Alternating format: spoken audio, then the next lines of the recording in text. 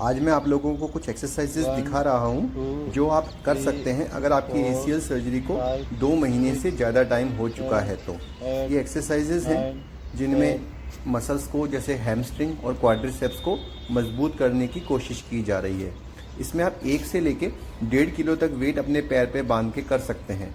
जैसे ये hamstring strengthening exercise है जिसमें आप उल्टा लेटकर पैर पर 1 किलो वजन बांध के रखते हैं और उसके पश्चात पैर को प्रेस करने की कोशिश करते हैं। इससे आपकी जो हैमस्ट्रिंग मसल्स है उसमें स्ट्रेंथ आ जाती है।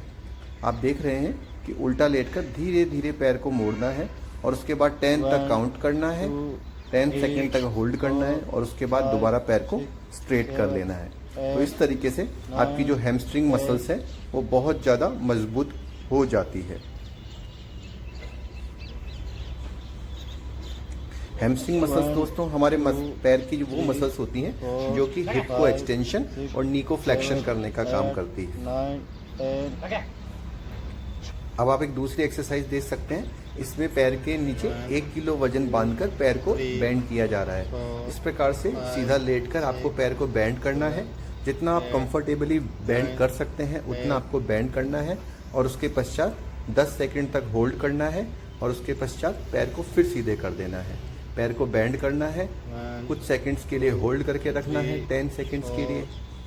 रोज आपको ये कोशिश करनी है कि 1 से 2 डिग्री पैर आपका अगले दिन से ज़्यादा मुड़े। दिनों दिन आपका जैसे जैसे फ्लेक्शन इंप्रूव होता है उसी प्रकार से आपका पैर ज़्यादा से ज़्यादा मुड़ना स्टार्ट हो जाता है। अगर आपका पैर अपने आप नहीं मुड़ रहा तो आप बैठकर दोनों हाथों के सपोर्ट लेकर भी ये एक्सरसाइज कर सकते हैं। इस एक्सरसाइज के द्वारा आपकी नी की बेंडिंग बढ़ती है और अगेन हैमस्ट्रिंग की स्ट्रेंथनिंग भी इम्प्रूव होती है।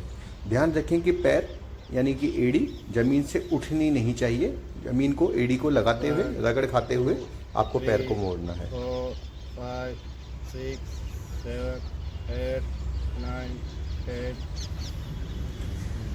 अगली एक्सरसाइज हिप के एक्सटेंसर्स यानी ग्लूटाई मसल्स को मजबूत करने की एक्सरसाइज है।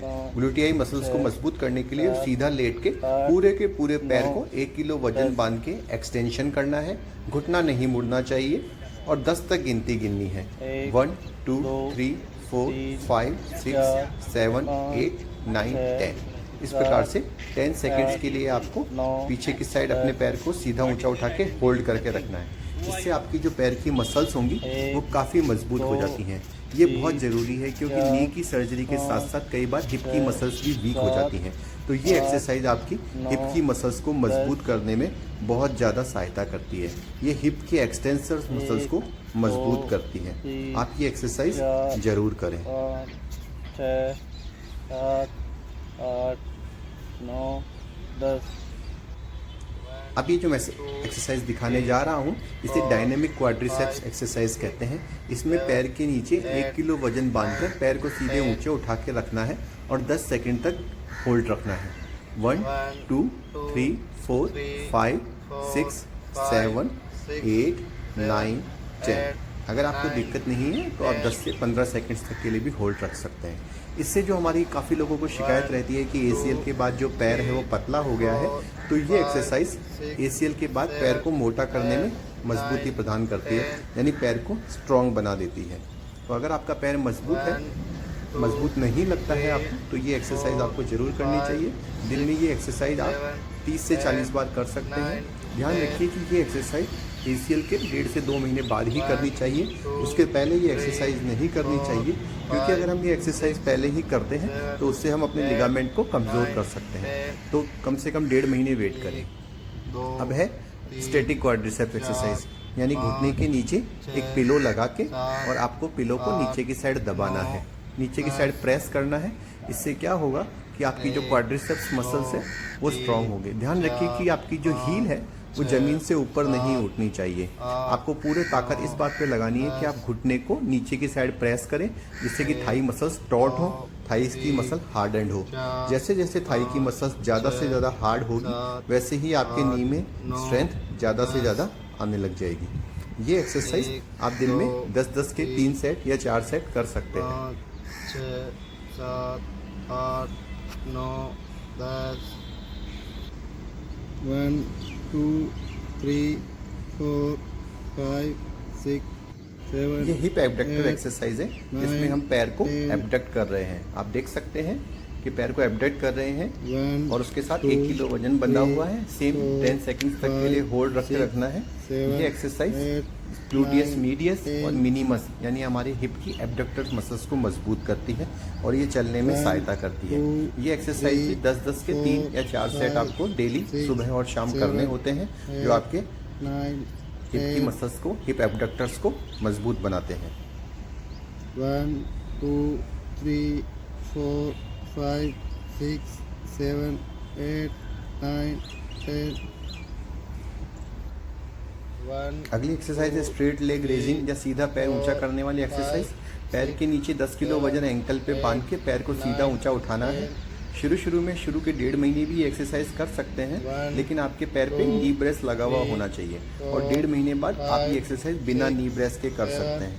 इससे आपकी जो क्वाड्रिसेप्स मसल्स होती है उसमें ताकत आती है, वो स्ट्रांग हो जाती है और उसकी वजह से आपका जो पैर है, आपकी जो थाई पतली हो गई थी ACL इंजरी के दौरान, उसे मोटा करने में मदद मिलती है। ये एक्सरसाइज भी दिन में 30 से 40 बार करनी चाहिए।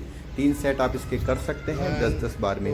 ये एक्सरसाइज आपकी क्वाड्रिसेप्स मसल्स को मजबूत बनाने में बहुत इंपॉर्टेंट योगदान देती है। शुरू में हो सकता है कि इस एक्सरसाइज से आपका पेन और स्वेलिंग बढ़ जाए, लेकिन बाद में इससे काफ़ी फ़ायदा होता है। 2 3 4 अब पैर के नीचे पैर को डेली पंजे को आपकी साइड खींचना है और जितना हो सके काफ को स्ट्रेच करना है।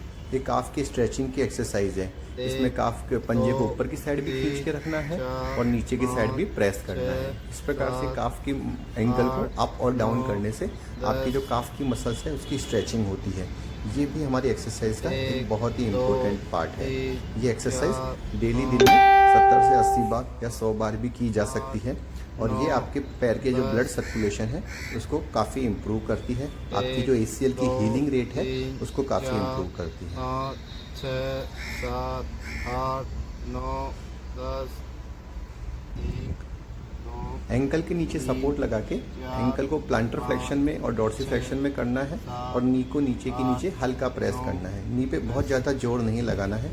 ये एक्सरसाइज उसमें फ़ायदा करते और फिर नी को हल्का सा बेंड करना है और स्ट्रेट करना है। ध्यान रखिए कि इसमें हमें बहुत ज़्यादा प्रेशर नहीं लगाना होता है। ये एक्सरसाइज उस वक्त बहुत फ़ायदा देती है जबकि आपने देखा होगा कि कई बार क्या होता है ACL के बाद हमारा पैर पूरा स्ट्रेट नहीं होता या पीछे की साइड नहीं जाता, तो ये एक्सरसाइज उसमें हेल्प करती है। लेकिन ध्यान रखना चाहिए कि हमें ताकत बहुत ज़्यादा नहीं लगानी है।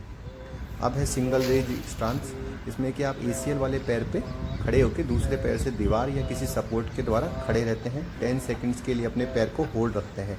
इससे पैर में बैलेंसिंग की क्षमता आती है, क्योंकि ACL सर्जरी के बाद जो पैर का बैलेंसिंग कम हो गया था वो दोबारा से इस एक्सरसाइज से मजबूत हो जाता है। 10 सेकंड्स के लिए आपको एक पैर पे खड़े रहना है, उसके बाद नीचे लेटना है। अगर आपको कन्फ्यूजन रहता है तो शुरू में आप कुछ सपोर्ट यूज़ कर सकते हैं, क्योंकि ये हम नहीं चाहते कि आप सर्जरी कर आप खड़े रहते वक्त गिर जाएं। तो ये एक्सरसाइज है जो आप